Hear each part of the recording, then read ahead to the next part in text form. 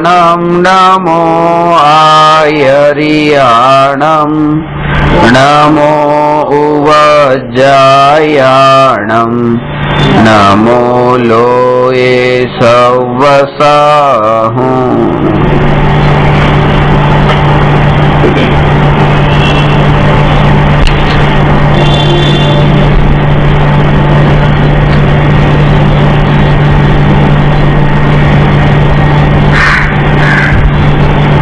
प्रश्न नंबर 347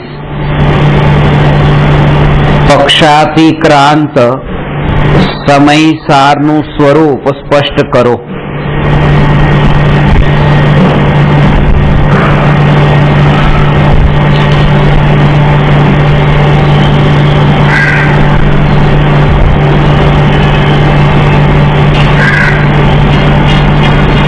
पक्षातिक्रांत समयसारનું સ્વરૂપ સમજ્યા પહેલા સમયસારનું સ્વરૂપ સમજવું જરૂરી છે। સમયસારનું સ્વરૂપ સમજ્યા પહેલા સમયનું સ્વરૂપ સમજવું જરૂરી છે।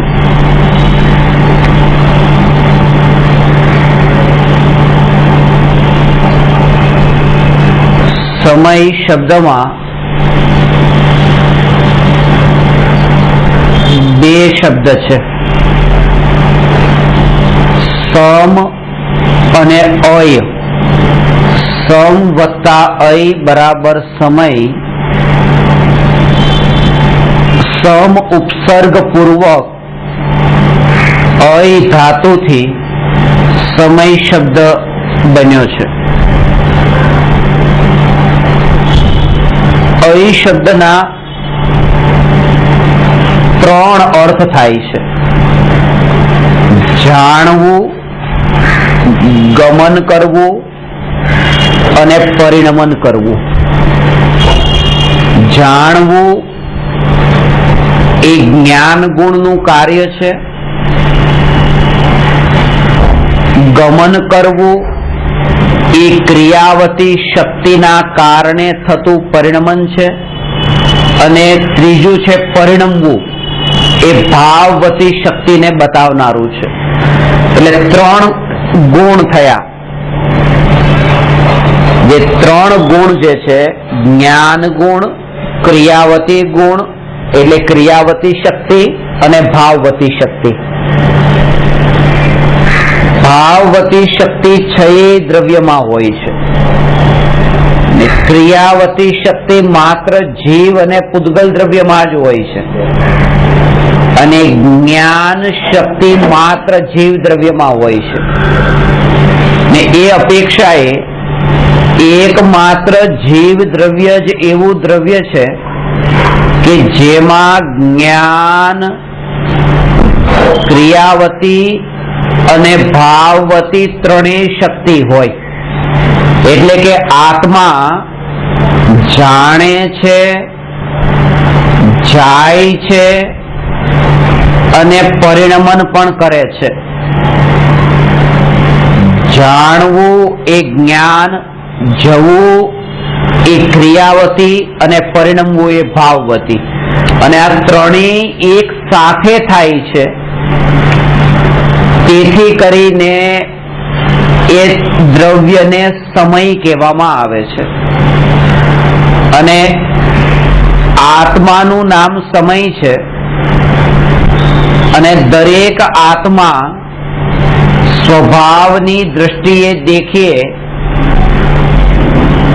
તો નિરંતર નિત્ય શુદ્ધ છે। જેમ કહ્યું કે સર્વ જીવ છે સિદ્ધ સમ, જેમ કહ્યું કે હું બીજો મહાવીર છું, એ વાતને બતાવે છે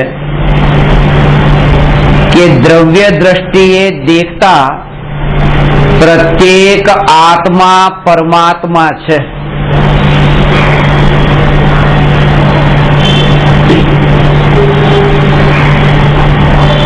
દ્રવ્ય દ્રષ્ટિએ પ્રત્યેક આત્માને પરમાત્મા કહ્યા છે।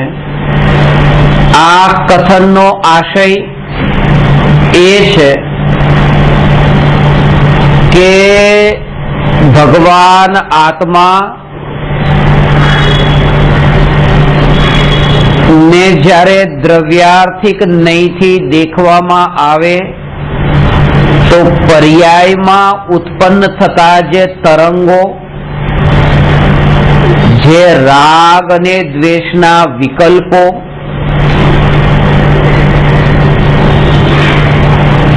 રાગ અને દ્વેષના વિકલ્પોથી આત્મામાં બંધાતા 8 કર્મો, 8 કર્મોના ઉદયથી જે કંઈ પણ વિશેષ કરીને અઘાતીના ઉદયથી મળતા બાહ્ય સંયોગો કે જેનું નામ છે નો કર્મ, એટલે કે ભગવાન આત્મા ભાવ કર્મ, દ્રવ્ય કર્મ અને નો કર્મ થી જુદો છે. ક્યારે જુદો છે? જ્યારે દ્રવ્ય દ્રષ્ટિએ ભગવાન આત્માને દેખવામાં આવે ત્યારે એવો અનુભવાય છે. તો એ જે ભગવાન આત્માનું શુદ્ધ સ્વરૂપ છે, એ શુદ્ધ ચૈતન્ય માત્ર ભગવાન આત્મા કે જે જ્ઞાનનું જ્ઞેય અને ધ્યાનનું ધ્યેય છે ને જ્ઞાનીઓને શ્રદ્ધાનું શ્રદ્ધેય પણ એ ભગવાન આત્મા જ છે. એ જ ભગવાન આત્મા એ હું છું, એ જ હું છું. એ જે ભગવાન આત્મામાં એકત્વ સ્થાપિત થાય છે કે આ ભગવાન આત્મા એ જ હું, તો એ ભગવાન આત્માનું નામ સમયસાર છે.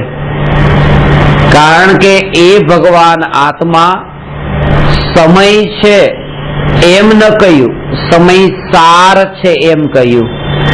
સાર કહેતા ભગવાન આત્મા ત્રણેય કર્મોથી ભિન્ન સિદ્ધ થાય છે. ભાવ કર્મ, દ્રવ્ય કર્મ અને નો કર્મથી ભિન્ન એવો જે ચૈતન્ય સ્વભાવી ભગવાન આત્મા એ સમયસાર છે. સમય કહેતા તો ભાવ કર્મ, દ્રવ્ય કર્મ, નો કર્મ આખું બધું મળેલું છે. અને સમય કહેતા તો જીવના ઘણા ભેદો છે. સંસારી પણ છે, મુક્ત પણ છે, એકેન્દ્રિયથી લઈને પંચેન્દ્રિયના ભેદો છે. એ બધા ભેદો સમયના તો છે, પણ સમયસારના કોઈ ભેદ નથી. એ જે ભગવાન આત્મા જે સમયસાર છે, અને એ સમયસાર કેવો છે કે સમસ્ત નય પક્ષોને ઓળંગી ગયો છે. નયાતિક્રાંત અને પક્ષાતિક્રાંત સમયસાર, આ પક્ષનો અર્થ અને નયનો અર્થ એક છે. ત્યાં આ નયથી આમ છે ને આ પક્ષથી આમ છે. સમસ્ત નયોને ઓળંગી ગયો છે એવો જે આ સમયસાર છે.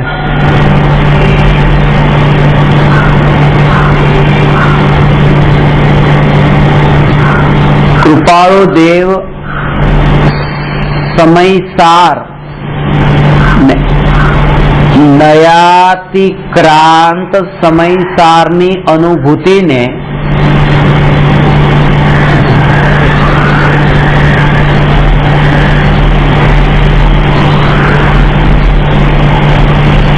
પક્ષાતિક્રાંત સમયસારની અનુભૂતિને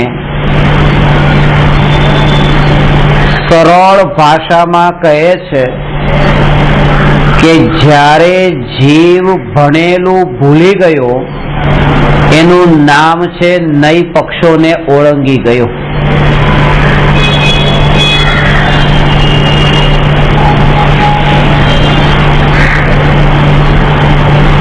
અને એ જે નય પક્ષોને ઓળંગી ગયો એટલે નયો ન રહ્યા એમ નહીં.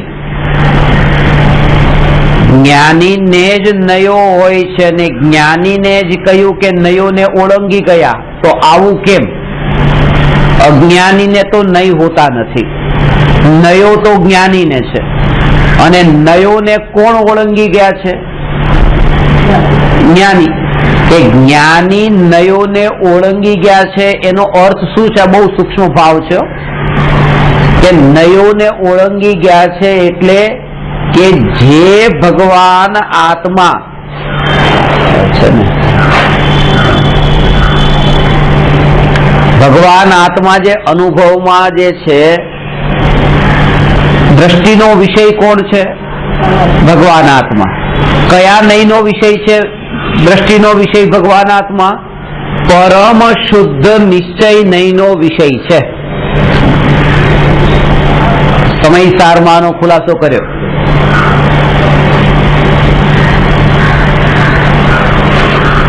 કે આ શબ્દથી આવી રીતે ખુલાસો નથી હો કે નયના ભેદ છે આવી રીતે 4,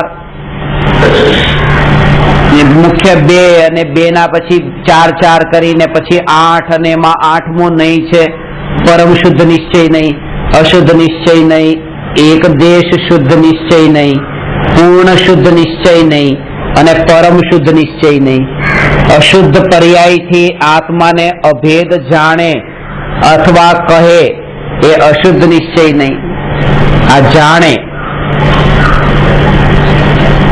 એક દેશ શુદ્ધ નિશ્ચય નહીં એટલે એક દેશ શુદ્ધ પર્યાયથી અભેદ આત્માને જાણવો. પૂર્ણ શુદ્ધ પર્યાયથી અભેદ આત્માને જાણવો. અને સમસ્ત એટલે અશુદ્ધ, એક દેશ શુદ્ધ અને પૂર્ણ શુદ્ધ આ ત્રણેય પર્યાયોથી રહિત ભિન્ન આત્માને જાણવો એનું નામ છે આ પરમ શુદ્ધ નિશ્ચય નહીં. એ પરમ શુદ્ધ નિશ્ચય નહીં જે છે એનો વિષય કયો છે? અને અહીંયા કહે છે ત્યાં તો નહીં પક્ષ બધા ઓળંગી જાય છે. પરમ શુદ્ધ નિશ્ચય નહીં એક નહીં તો રહેતો હશે ને ત્યાં, કારણ કે ભગવાન આત્મા જે દ્રષ્ટિનો વિષય છે એ પરમ શુદ્ધ નિશ્ચય નહીં નો વિષય છે.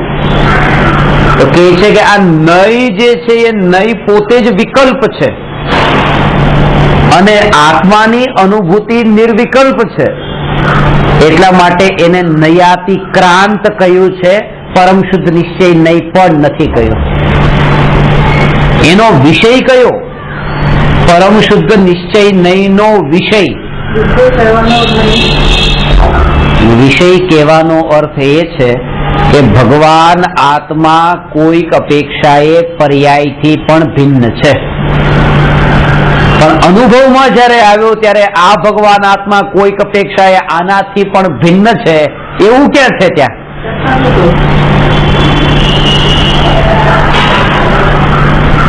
કોનાથી ભિન્ન છે એવો ત્યાં વિકલ્પ છે?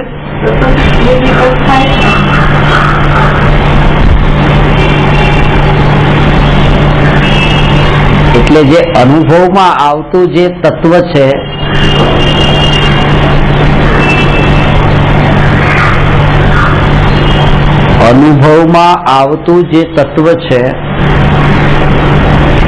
એ પરમ શુદ્ધ નિશ્ચય નયનો વિષય. વિષય કહેવાનો ભાવ કે ત્યાં એના સ્વરૂપને સ્પષ્ટ સમજાવવા માટે એ નય હતો.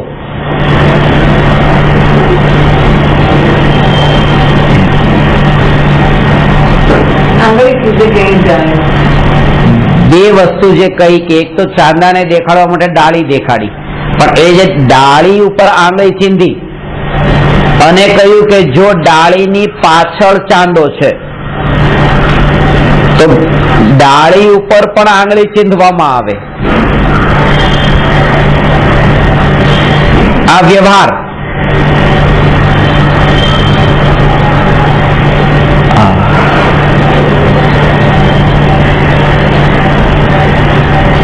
બહુ સૂક્ષ્મ છે. આંગળી બે જગ્યાએ ચીંધી છે. પહેલા તો એમ કીધું કે જો આ ડાળીને દેખો, અને પછી એમ કહ્યું કે એની પાછળ ચાંદો છે એને દેખો. તો ડાળીને દેખાડનારી પણ આંગળી અને ચાંદાને દેખાડનારી પણ આંગળી બે છે ને.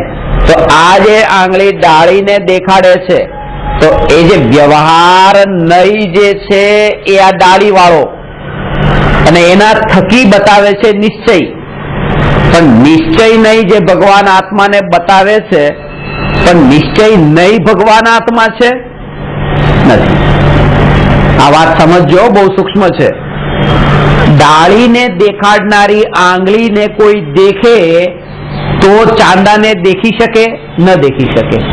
એવી જ રીતે ચાંદાને દેખાડનારી આંગળીને પણ જે દેખતો રહે તો પણ ચાંદાને નહીં દેખે. એવી રીતે વ્યવહાર નહીં જે છે એ ડાળીને દેખાડનારી આંગળી છે, અને આ પરમ શુદ્ધ નિશ્ચય નહીં જે છે એ ભગવાન આત્માને બતાવે છે, પણ ભગવાન આત્મા એ પોતે નથી, એટલા માટે એનો અનુભવ ત્યાં નથી. ત્યાં નયાતિક્રાંત કયો અનુભવ એનો નથી. અનુભવ તો એ જેને દેખાડે એનો અનુભવ છે, અને એમાં કોઈ નહીં નથી. હા, સમજાડી વાત. એમાં હલવું ચલવું નથી. આ નયોમાં આ નહીંથી આમ ને આ નહીંથી આમ, આ એક આંગળી આમ ગઈ, પછી એ જ આંગળી પછી આમ ગઈ, પછી આમ ને આમ થાય છે, પણ ચાંદો તો જે જગ્યાએ છે એ જગ્યાએ જ છે. જેવી રીતે આ વાત સમજવા જેવી છે. જેવી રીતે વ્યવહાર નહીં જે છે એ અવલંબન લેવા યોગ્ય નથી, એવી જ રીતે નિશ્ચય નહીં પણ અવલંબન લેવા યોગ્ય નથી. કારણ કે જેવી રીતે ઝાડને દેખાડે ડાળીને દેખાડે એ આંગળી દેખવાથી ચાંદો દેખાતો નથી, એવી જ રીતે ચાંદાને દેખાડનારી આંગળી જે છે એ આંગળીને દેખે તો પણ ચાંદો દેખાતો નથી.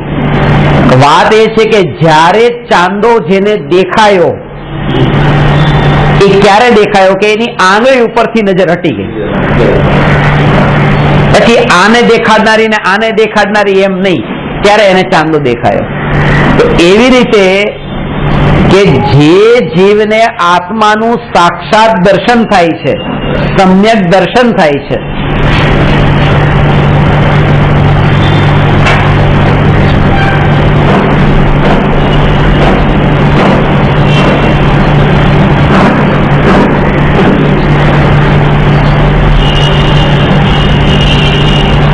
સાક્ષાત આત્મદર્શન થાય છે, ત્યારે એ જીવને વ્યવહાર નહીંનો વિકલ્પ પણ નથી ને નિશ્ચય નહીંનો વિકલ્પ પણ નથી. ત્યાં નયાતિક્રાંત પક્ષાતિક્રાંત જેમાં કોઈ નય પક્ષ નથી એવા આત્માને અનુભવે છે. નય પક્ષ વાળા આત્માને નહીં, દ્વંદ થાય છે. જે આ આંગળી ચાંદાને દેખાડે છે એ ચાંદો, આંગળી એમાં વચ્ચે જ્યાં સુધી આવે છે ત્યાં સુધી એકલો ચાંદો નથી. ચાંદો જ્યાં દેખ્યો છે ત્યાં આંગળી પછી ત્યાં દ્રષ્ટિમાં નથી, અને ત્યારે તે ચાંદાને પૂર્ણ રૂપે વ્યવસ્થિત રૂપે યથાયોગ્ય રૂપે દેખી શકે. એવી રીતે આત્માનું સ્વરૂપ જ્યારે અનુભવમાં આવે છે, અનુભવમાં આવતું એ ત્રિકાળ શુદ્ધ એક સ્વરૂપ, આ નહીંથી પછી આમ ને આ નહીંથી આમ નહીં, એ માત્ર પછી એમાં તે કોતરાઈ જાય છે કે આ જ હું.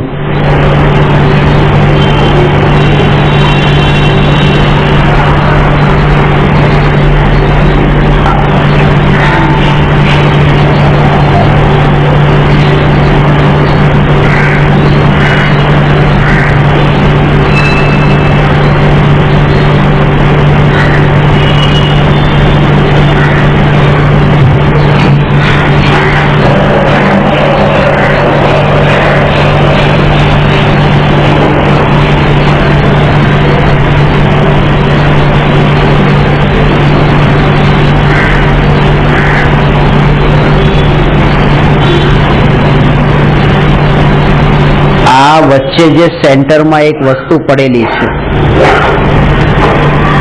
અને આ વસ્તુ સુધી પહોંચવા માટે કે કઈ દિશામાં જઈએ તો આ વસ્તુ સુધી પહોંચાય, તો એક વ્યક્તિ માટે કહ્યું કે તમે પૂર્વ દિશામાં જાઓ તો, અને બીજી વ્યક્તિને કહ્યું કે પશ્ચિમમાં જાઓ તો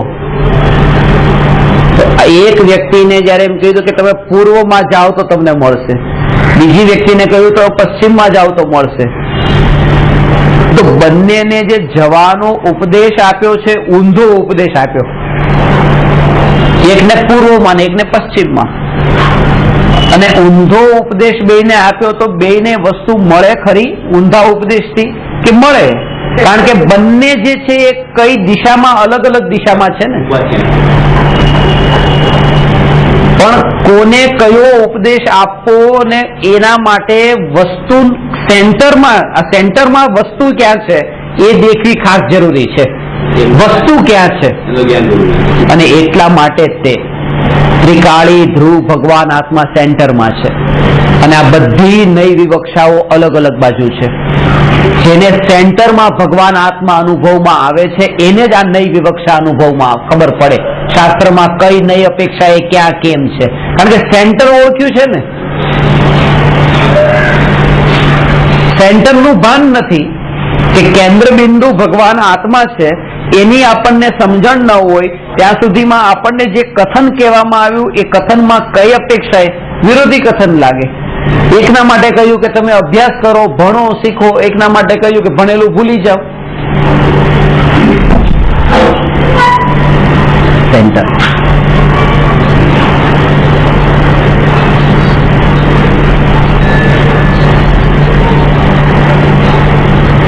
નઈ પક્ષને જ્યારે ઓળંગી જાય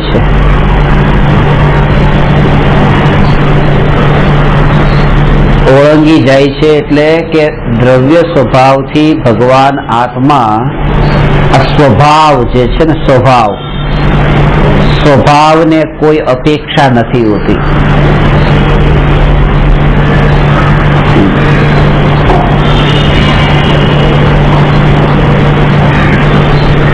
સમજાણું?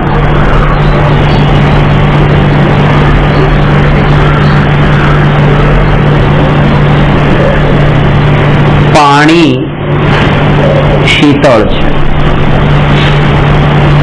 આ જે છે ને કથન પદ્ધતિ એટલે નઈ, આ નઈ અને સ્વભાવ આ બે વચ્ચેનો ભેદ સમજાશે તો આ પ્રશ્નનો ઉત્તર સમજાઈ જશે.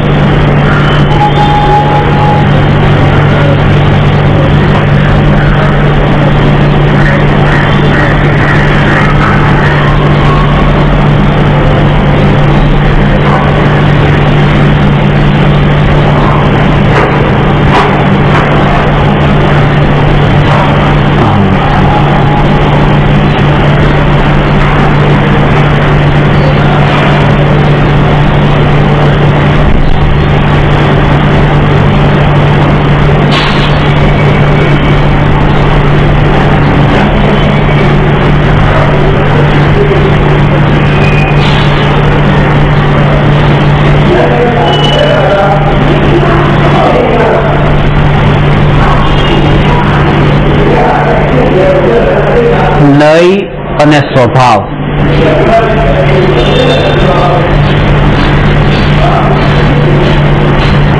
તમે જે ઘરમાં રહો છો એ તમારું ઘર છે, એ નિશ્ચયથી છે કે વ્યવહારથી છે?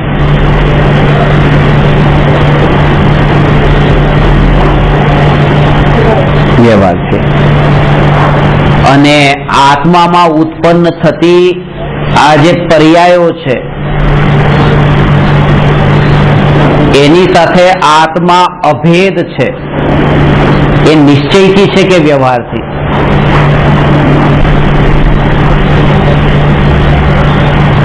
ફરીથી ખાસ સમજજો, સૂક્ષ્મ છે અને આમાં જ ભૂલો થઈ છે. એટલા માટે આત્માની પર્યાયોથી આત્મા અભેદ છે. આ તો બધું ભણ્યા હતા ને, ભેદ સો વ્યવહાર ને અભેદ સો નિશ્ચય ને બધું. તો હવે ખબર પડવી જોઈએ કે ઘર જે છે એ ઘરને આત્માનું આ જે છે ને કે આ ઘર જે છે એ નિશ્ચયથી તમારું છે કે વ્યવહારથી તમારું છે? વ્યવહારથી.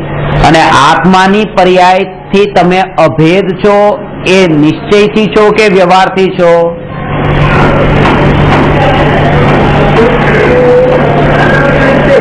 નિશ્ચય. બરાબર. સીધો જવાબ તો આપી દો સરળતાથી.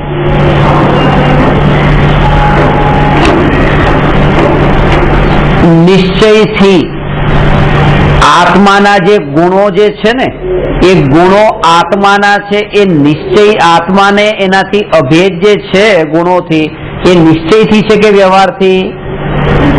નિશ્ચયથી. કોઈ પણ નહીં ને સ્વભાવ સાથે ભેળવવા નહીં. એનો અર્થ એ છે કે ઘર જે છે આ ઘર તમારું છે એ નિશ્ચયથી નથી, એ વ્યવહારથી પણ નથી. નહીં એમ નહીં, હજી એનો ભાવ નથી સમજ્યા. ઘર તમારું જે છે તમે કીધું, આ છોકરા જે તમારા કીધા કે નિશ્ચયથી નથી, વ્યવહારથી છે. કોઈ પણ છોકરા પોતાના વ્યવહારથી હોતા નથી. કોઈ પણ ઘર વ્યવહારથી પોતાનું હોતું નથી. કારણ કે વ્યવહાર એમ નથી કેતો કે આ ઘર તમારું છે. વ્યવહારથી હોતું નથી, વ્યવહારથી કહેવાતું હોય છે. કેટલું આ ઘર મારું વ્યવહારથી છે, વ્યવહારથી મારું નથી. વ્યવહારથી એમ કહેવાય છે કે આ ઘર મારું. વ્યવહારથી છોકરા મારા છે, નિશ્ચયથી મારા નથી, વ્યવહારથી મારા નથી. વ્યવહારથી તો એમ કહેવાય કે આ છોકરા મારા છે. આ કેવું એનું નામ વ્યવહાર છે. અને સ્વભાવમાં કહેવાનું નથી, ત્યાં વાણી નથી, ત્યાં અનુભવ છે. એટલા માટે અનુભવમાં નહીં નથી, કારણ કે અનુભવમાં કહેવાનું નથી.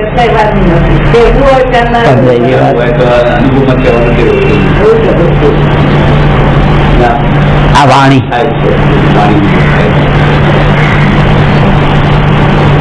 વાણી તો વાણી છે.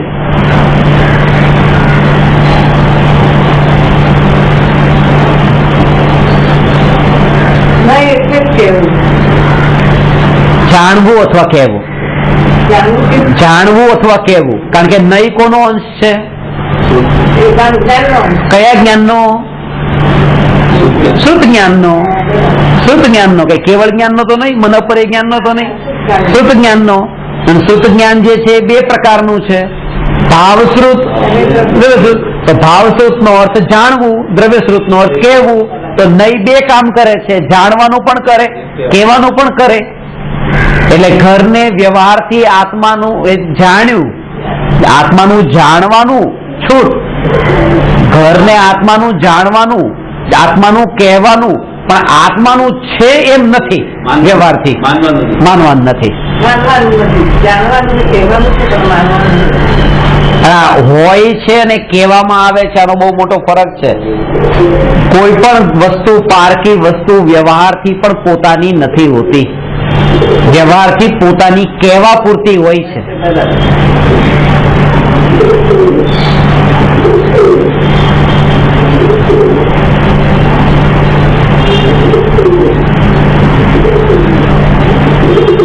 એમ કે એક તો છે આ સગો ભાઈ અને એક છે માનેલો. તો એ કેવા પૂરતો જેમ છે ને, કેવા પૂરતો ભાઈ છે. તો એવી રીતે કીધું કે કેવા પૂરતો જેમ છે એમ આ સગો જે છે એ પણ કેવા પૂરતો છે ભાઈ. કેવા પૂરતો છે, આટલો જ કેવા પૂરતો લાગે. એવી રીતે આ માં સગી નહીં, કેવા પૂરતી છે. બધા વ્યવહાર જ્યાં છે કેવા પૂરતો અને જાણવા પૂરતો છે.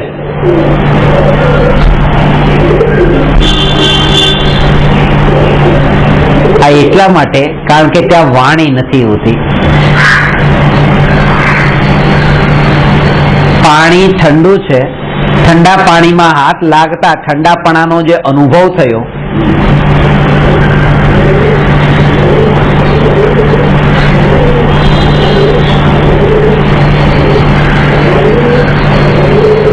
એને ક્યાં અનુભવ ને ક્યાં વાણી છે? એટલું ઠંડુ છે કેટલું ઠંડુ છે કેટલું બીજું છે શું બતાવ્યું? મૂંગાનો ગોળ, એને ગોળ આપો પણ એ બોલે નહીં. એવી રીતે કોઈ પણ અનુભવમાં ત્યાં વાણી ને અનુભવ બે જુદા છે. એટલે આને આ રીતે સમજવાના. આત્માના અનંત ગુણોને કેવળી ભગવાન જાણે છે કે નહીં?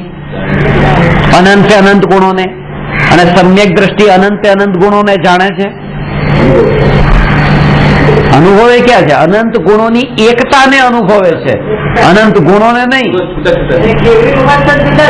જાણે અનુભવતા નથી. કેવળી ભગવાન પણ જુદા જુદા, કેવળી ભગવાન પણ અનંત ગુણો જુદા જુદા નથી અનુભવતા. કેવળી ભગવાન જો જુદા જુદા અનુભવે તો અનંતને અનુભવ્યો, અનંતને અનુભવ્યો ને કેવળી ભગવાને. કેવળી ભગવાને અનંત ગુણોને અનુભવ્યા, એક એકને, અનંતને. અને સમ્યક દ્રષ્ટિએ એક એકને અલગ અલગ ન અનુભવ્યા, અભેદ એકનો અનુભવ થયો. અને કેવળી ભગવાનને અનંત અલગ અલગ નો અનુભવ થયો. જો એમ જો હોય તો સમ્યક દ્રષ્ટિનો અનુભવ કેવળી જેવો કેમ કયો? પછી આ તો અલગ અલગ થઈ ગયો કે ત્યાં તો અલગ અલગ ને અનુભવે છે ને અહીંયા અભેદ ને અનુભવે છે. કે કેવળી ભગવાન પણ અભેદ એવા એક આત્માનો જ અનુભવ ત્યાં હોય છે, અનંત ગુણોનો નહીં. અનંત ગુણોને તો કેવળી ભગવાન એવી રીતે જાણે છે જેવી રીતે અલોકાકાશને જાણે છે.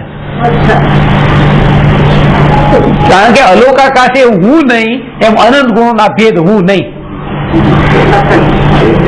અનુભવ તો અભેદ નો હોય ને, ભેદ નો ક્યાંથી હોય?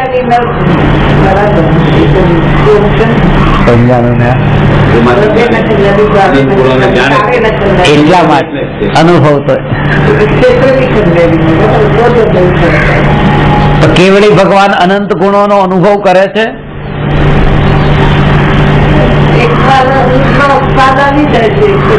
સીધી વાત, પણ અનંત ગુણોનો અનુભવ કરે છે. અનુભવ તો એકનો છે, અનંતનો અનુભવ નથી. કારણ કે બેનો અનુભવ જ્યાં થાય, બેનો ત્યાં ભેદ થાય, ત્યાં દ્વૈત થાય, ત્યાં વિકલ્પ થાય. તો બેના અનુભવમાં પણ જો દ્વૈત ને ભેદ તો નિર્વિકલ્પ ને એ પાછા પૂર્ણ નિર્વિકલ્પ માટે આ ભેદ.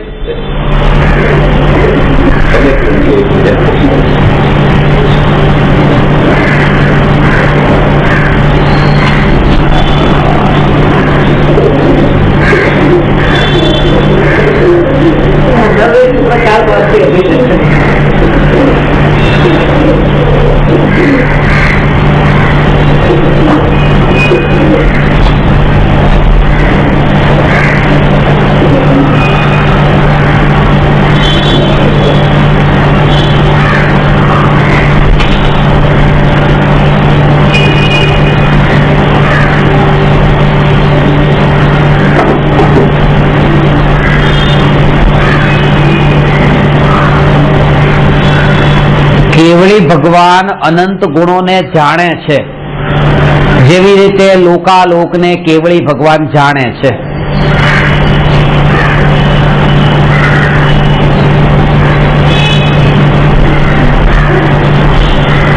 કૃપાળુ દેવે જે કહ્યું ને,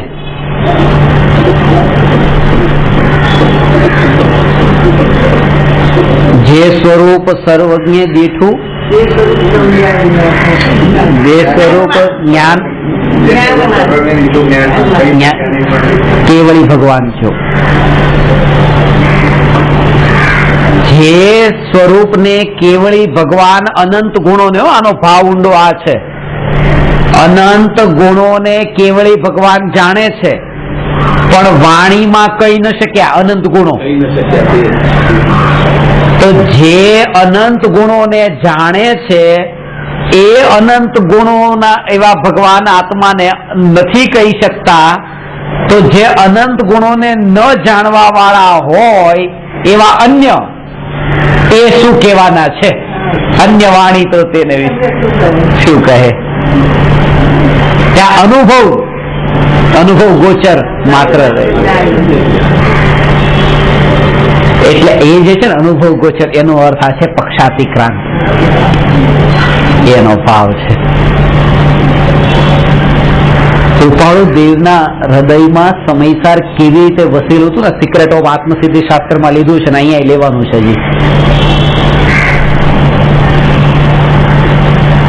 જે લોકો એમ માનતા હોય કે કૃપાળુ દેવને આ સમયસાર વગેરે શાસ્ત્રોનો અભ્યાસ નતો, બસ ખાલી એ તો આત્મસાધના ભક્તિ, પણ ભક્તિની સાથે કૃપાળુ દેવને સમયસારનું કેટલું ઊંડાણથી સહજ, આ પણ સહજ હો, વાંચીને નહીં, રટીને નહીં, ગોખીને નહીં, અંતરથી આવેલું. જેમ ગુરુદેવ શ્રીએ એવી રીતે કોઈ સ્કૂલમાં કે એવી રીતે સંસ્કૃત ને પ્રાકૃત ભણવા નતા ગયા, કૃપાળુ દેવે સંસ્કૃત નિશાળમાં ભણવા નતા ગયા, પ્રાકૃત ભણવા નતા ગયા, પણ સંસ્કૃત ને પ્રાકૃતના ભાવ જે આવ્યા છે એ ભાષાને જાણ્યા વગર ભાવ આવ્યા ક્યાંથી? કારણ કે ભાષામાંથી ભાવ આવતા નથી, ભાવ અંદરથી જ આવે છે.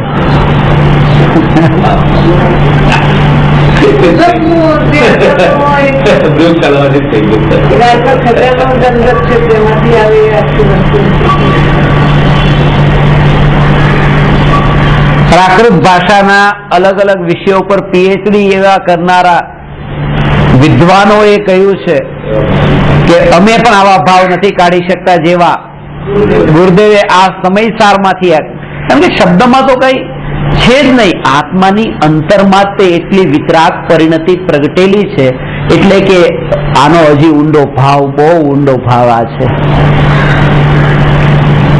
એ તો કીધું કે ભગવાનની દેશના સાંભળે છે કે શાસ્ત્ર વાંચન કરે ત્યારે આત્મા ઓળખાય છે, પણ આત્મા જેને ઓળખાય છે એને શબ્દોના બધા અર્થો પછી ખબર પડે છે.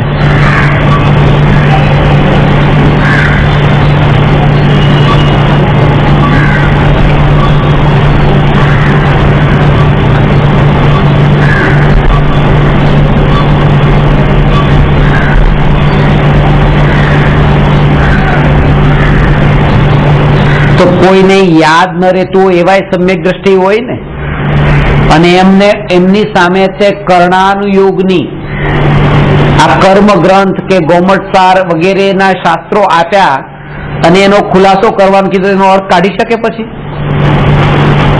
ન પણ કાઢી શકે. તો એમ કેમ કહ્યું કે બધી વાણીના અર્થ પછી જ્ઞાની સમજી લે છે? પછી કે બધા તો હવે એટલું ક્ષયોક્ષમ જ્ઞાન તો બધા જ્ઞાનીઓને ન હોય, પણ એ જયારે કર્ણાનુયોગના જેટલા સમજે છે ને ત્યારે એ સમજી લે છે કે આ બધું જે કઈ પણ છે આત્માને સમજવા માટે મેં તો સમજી લીધું, હવે આ બધું પણ એ રીતે સમજી લે છે, એ રીતે એને સમજી લે છે.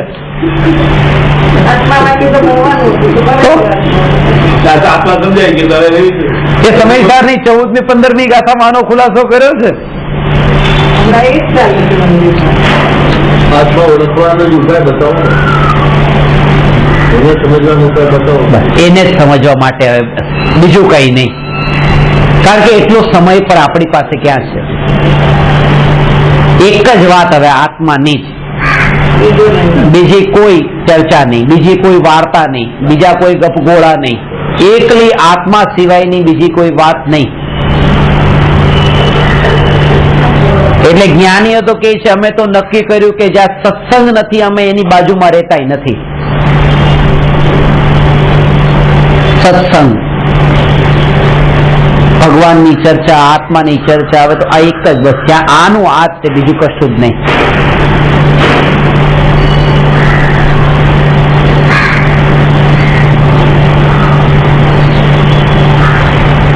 આ એનો ઊંડો ભાવ એ છે. શાસ્ત્રોના બધા કઈ અર્થોના અર્થો કઈ એવી રીતે કર્ણાનુયોગના કયા કેટલી પ્રકૃતિના ભેદો ને પ્રભેદો ને બધું એ નથી જાણતા, અને અહીંયા કે છે બધું જાણી લે છે.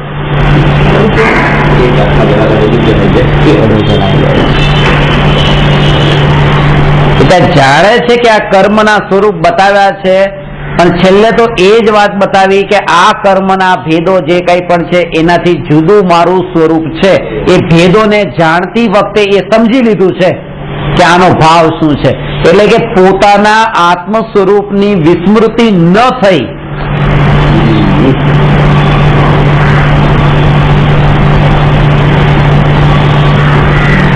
એટલે નિરંતર એ તત્વ વિચાર અને આ તે આત્માનું જ તે ચિંતન મનન જે કંઈ પણ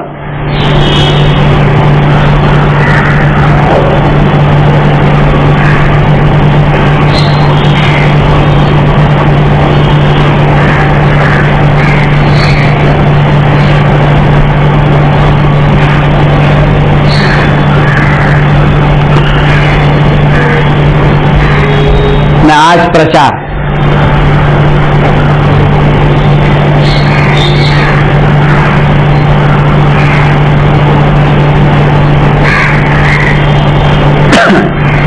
એટલા માટે આપણે દુનિયાભરમાં પર્યટન કરીને આ તત્વનો પ્રચાર કરવાનો જે ભાવ આવ્યો અને કૃપાળુ દેવનો અમને સંદેશો મળ્યો,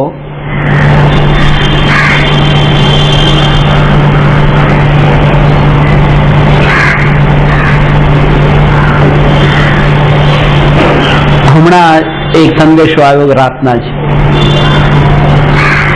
એમ નહીં સમજવું કે આ કોઈ આત્મામાં લીન થવાથી વિરોધી કાર્ય કરે છે. હમણાં 2 કલાક પહેલાની વાત છે. જે કંઈ પણ લોકોને મળીને ધર્મની પ્રવર્તના થતી હોય તો એનાથી એમ ન સમજવું કે આ ધર્મથી વિરોધી કાર્ય છે. એના અંદર પણ ઊંડું રહસ્ય છે.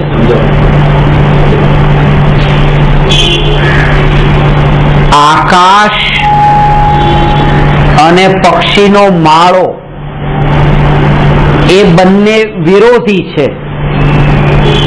આકાશ ક્યાં અને પક્ષીનો માળો ક્યાં? અને પક્ષી માટે તો આકાશમાં ઉડવું એ જ શ્રેષ્ઠ છે. પણ એ જે માળો છે એ આકાશનો વિરોધી લાગે છે પણ વિરોધી નથી. એ જ માળો એવો છે કે એ જ આકાશમાં ઉડાવવા માટે અને ઉડવા માટે સહાયક થવાનો છે. કારણ કે નિરંતર તો કોઈ પક્ષી આકાશમાં ઉડતું નથી, ઉડી શકે પણ નહીં. ત્યારે જ્યારે એને આરામ કરવા માટે માળો જોઈએ તો એ માળો તો ફરી વખત ઉડવા માટે સહાયક થવાનો છે.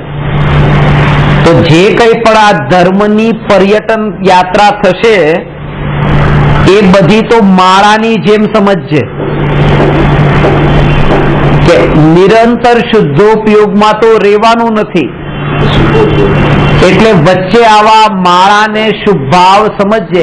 ખાલી એટલી જાગૃતિ બની રહે કે માળો એ આકાશ નથી.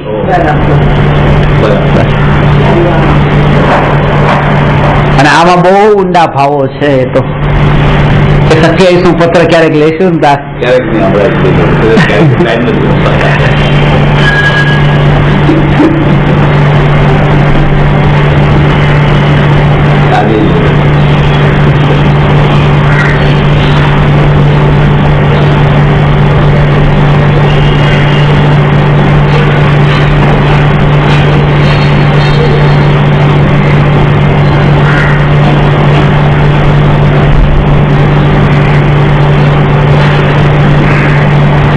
એટલે હમણાં જે ઇન્ટરનેટ પર જયારે આપણે મૂક્યું ને 27/10/14 પરમ દિવસે ગઈ 27/10/14 એટલે 27મો પત્ર અને આત્મસિદ્ધિની 10મી ગાથા. આત્મસિદ્ધિની 10મી ગાથા. આત્મજ્ઞાન સમદર્શિતા વિચરે ઉદય પ્રયોગ અપૂર્વ વાણી પરમશ્રુત. આ વાણી ને પરમશ્રુત જ્ઞાનીઓને પણ પરમશ્રુત અને અપૂર્વ વાણી હોય છે. અને 14મી ગાથા અથવા સદગુરુએ કયા જે અવગાહન કાજ તે નિત્ય વિચારવા. એટલે 10મી, 14મી ને 27મું પત્ર એનો ત્રણેયનો સંબંધ જોડીને એક લખ્યું છે. મતાંતર ત્યાજ, મતાંતર છોડીને, મતાંતર છોડીને સદગુરુએ જે કયા છે એ અવગાહન કાજ.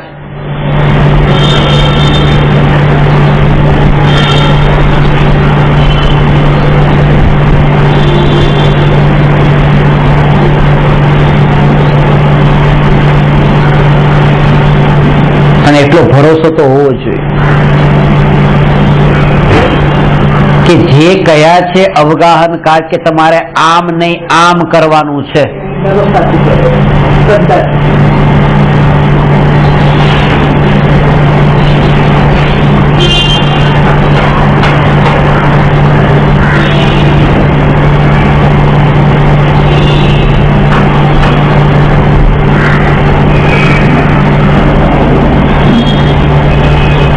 એટલે મેં તમને કીધું ને, હું મારા વિદ્યાર્થીઓને તમને કહું કે તમે મસ્જિદમાં નહીં જતા ક્યારેય, અને કોઈક વિદ્યાર્થીને કહ્યું કે મસ્જિદમાં જાજે ભાઈ તું, કહું છું કે મસ્જિદમાં જા તું, અમે જતો જ નથી કોઈ વખત. આજે એક વાત કરી તમને, એમને કીધું કે મસ્જિદમાં જાઓ, મસ્જિદમાં જાઓ, ભાઈ જતા જ હતા. પછી એમણે કીધું કે ઠીક છે, મેં કોઈ એક જ વાર મસ્જિદમાં જાઓ, બસ મારું આટલું કીધું કરો.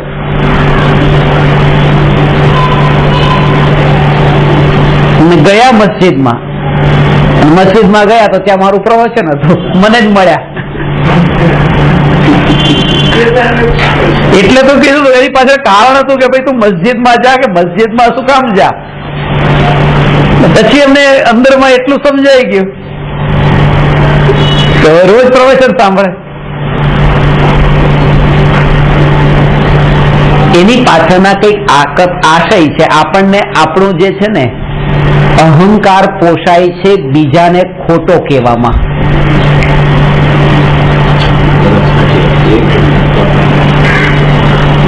ના પાડવામાં આપણને એમ લાગે છે, પોતાનું અહંકાર પોષાય છે કે જો મેં કીધું, પણ બીજાનો નકાર કરીને પોતે મહાન થઈ શકાતું નથી.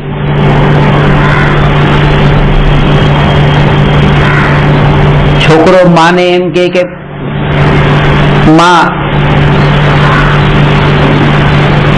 પ્રકૃતિ મને બહાર બોલાવી રહી છે, આ જો બહાર સરસ એવું વાતાવરણ છે અને પાડોશીના છોકરા રમી રહ્યા છે, હું જાઉં બહાર રમવા? તો માં કહે છે ના,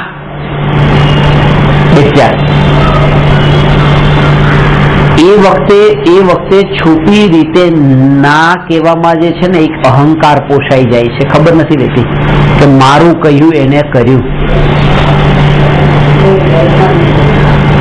કોઈકને મેં મારા હાથ નીચે દબાવીને રાખ્યા છે, પણ બીજાને નીચો પાડવાથી પોતે ઊંચા થવાતું નથી.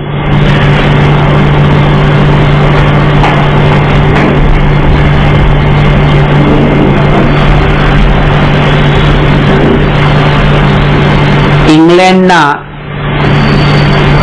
એમ્બેસેડર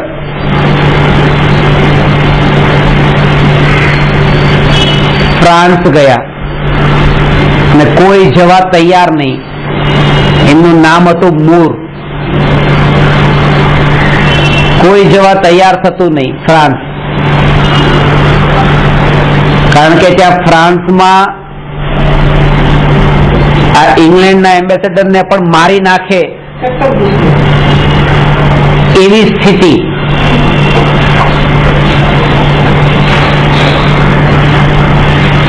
તો ઇંગ્લેન્ડના રાજાએ કીધું કે તમારે ફ્રાન્સ જવાનું છે આ મૂરને. તો કે તમે ગમે તે કરો, અહીંયા કોઈ પણ કામ આપો હું કરું, પણ ત્યાં ફ્રાન્સ મારે નથી જવું. અને મારા છોકરા છે, પત્ની, છોકરા, આખું પરિવાર છે.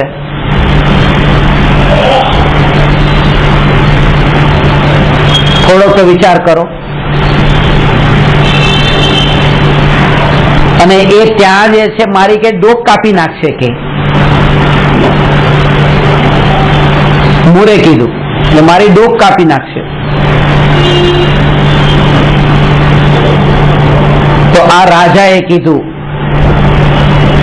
મૂર કે તમને કહ્યું કે તમારે ત્યાં જવાનું છે તો જવાનું જ છે, અને તમે ચિંતા નહીં કરો, અમે તમારી સાથે છીએ. એ તમારી ડોક જેવી કાપે ને અમને ખબર પડે ને, અમે અહીંયા હજારો ફ્રેન્ચ લોકોની ડોક કાપી નાખશું, હજારો લોકોની ડોક કાપી નાખશું. તો મૂરે કહ્યું કે હજારો લોકોની જે તમે ડોક કાપી નાખશો એમાં એકાદ કોઈ ડોક મને સેટ થાય એવી હશે, ફિટ થાય એવી મારા ઉપર.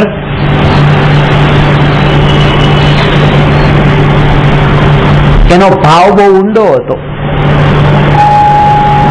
કે હજારોની ડોક કાપી નાખવાથી પોતાની ડોક અહીંયા લાગી જતી નથી. બીજાને હજારોને તમે કાપીને એટલે કે એને નીચા પાડો, એનાથી તમે ઊંચા થઈ જતા નથી.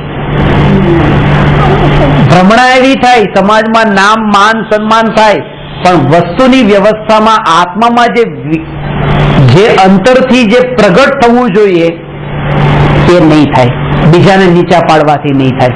એટલા માટે કૃપાઓદેવ કે કરી મતાંતર ત્યાજ, કોઈને નીચા નહીં. આનું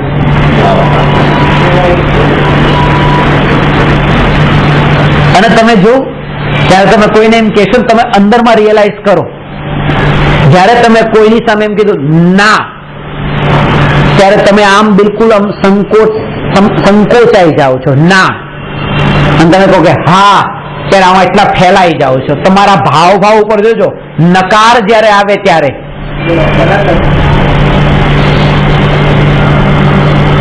અને જૈન દર્શન એ હકાર કે છે, આમ પણ ને આમ પણ. હા, આમ પણ છે ને આમ પણ છે, ના તો નહીં જ. આ અપેક્ષા એ આમ છે ને આ અપેક્ષા એ આમ છે, પણ છે.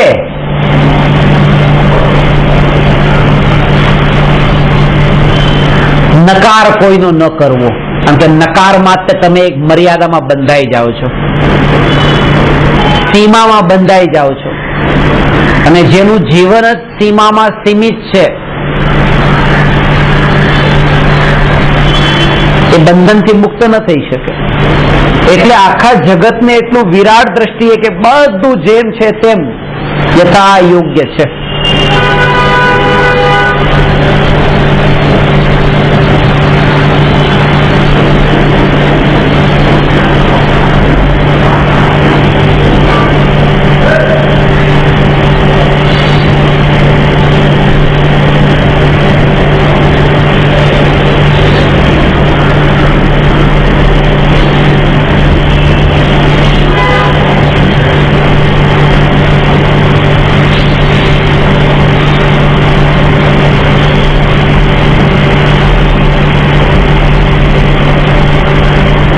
એટલે જ્યારે અન્ય મતના ધર્મગુરુઓની નિંદા ટીકા થતી હોય તો રસ પડે.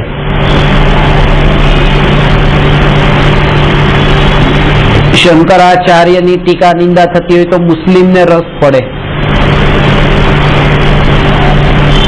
મુસ્લિમમાં ધર્મગુરુમાં કઈ થતું હોય તો હિન્દુઓને રસ પડે.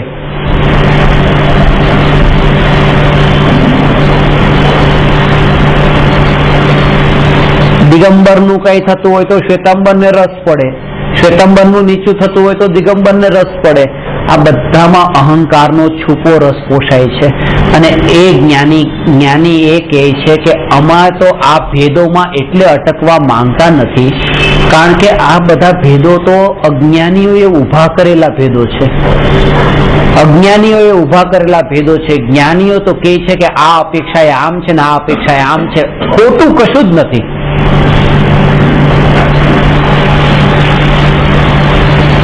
અને દુઃખ જે છે ને હજી પણ આ દુઃખ એ વાતનું છે કારણ કે સીમામાં બંધાયેલા છે. જ્યાં સીમા છે એ સીમા છે એટલે જેલ છે, એ જ કારાગૃહ.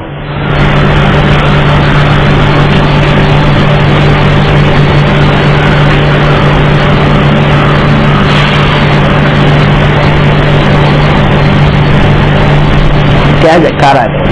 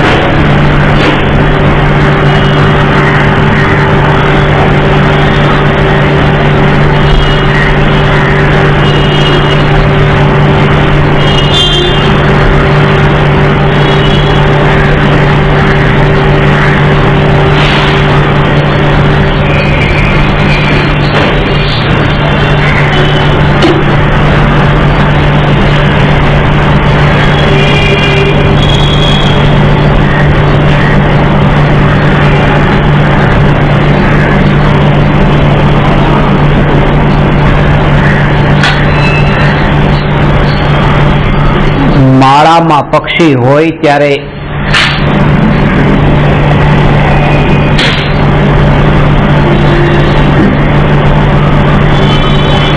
એક યાદ રે કે આ આકાશ નથી, અને માળાને આકાશનું વિરોધી ન સમજે.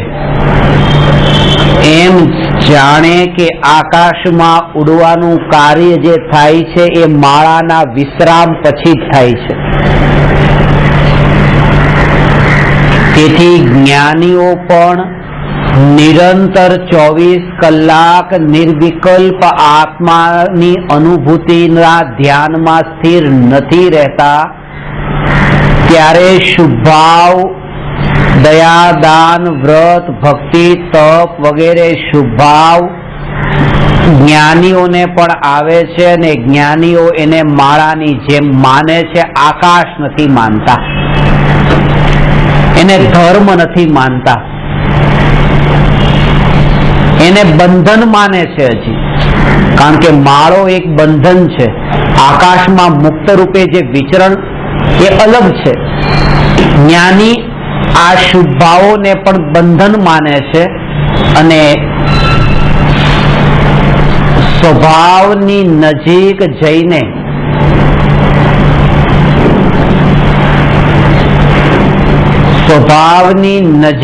જઈને જે દેખે છે ત્યાં નયાતિક્રાંત સમયસાર ત્યાં સમજમાં આવે છે. એના માટે પેલા ભૂમિકા તૈયાર થયેલી હોય તો ખ્યાલમાં આવે.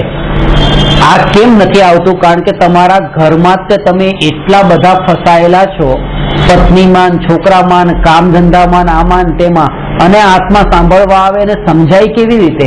અને આ માળાના યોગમાં રહેવાનો અર્થ એ છે કે એટલો ભાગ એને આટલામાં જેટલો રહે તો એના અંદર વિચારો પણ આના નાના, એટલે વધારે સમય તમારો આના માટે આપો. તમારું સમર્પણ જોઈએ, સમર્પણ તમે આપો. સમર્પણ એટલે તમારી પાસે શું છે? એક જ વસ્તુ છે તમારી પાસે, સમય છે. પૈસા, ગાડી, બધું તમારું નથી. સમય એટલે શું? સમય એટલે તમારી આત્માની જે પર્યાયો છે એ પર્યાય, એનું નામ આ સમય. એ પર્યાય તમારી જેટલી આમાં જોડાઈને રહેશે એટલું અંતરમાં આ સંસ્કાર દ્રઢ થશે.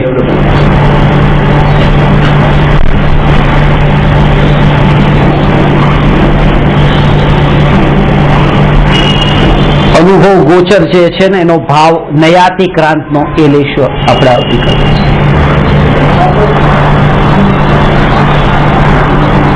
નમો અરહંતાણમ, નમો સિદ્ધાણમ નમો આયરિયાણમ નમો ઉવજાયાણમ નમો લોયે સૌવસ